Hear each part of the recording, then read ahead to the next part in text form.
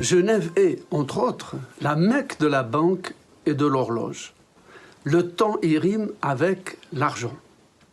Elle est aussi l'héritière de Calvin et de son esprit protestant. Rigoriste et libéral, pratique, tolérant, pragmatique.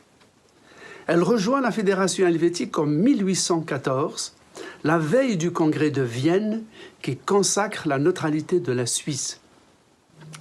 Attirée par sa neutralité, des organisations internationales s'installent dès la moitié du XIXe siècle, dont la Croix-Rouge, prélude à l'élaboration des conventions dites de Genève, qui sont à la base du droit international humanitaire moderne. La Société des Nations, ancêtre de l'ONU, et établit son siège de 1920 à 1947.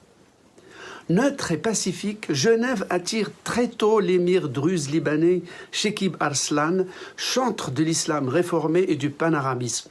Il y publie entre 1930 et 1938 La Nation arabe, un mensuel francophone où il plaide pour l'indépendance des peuples du Mashrek et du Maghreb.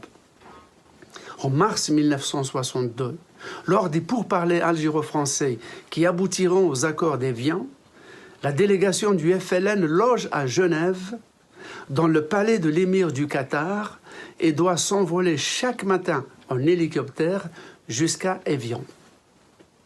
Fin 2003, un plan de paix alternatif baptisé Accord de Genève est signé par des responsables israéliens et palestiniens.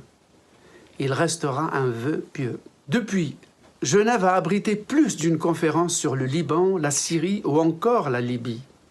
Non loin du jet d'eau qui a tant ravi le roi Fahd d'Arabie qu'il a fini par en bâtir une réplique imposante sur la corniche de Djeddah.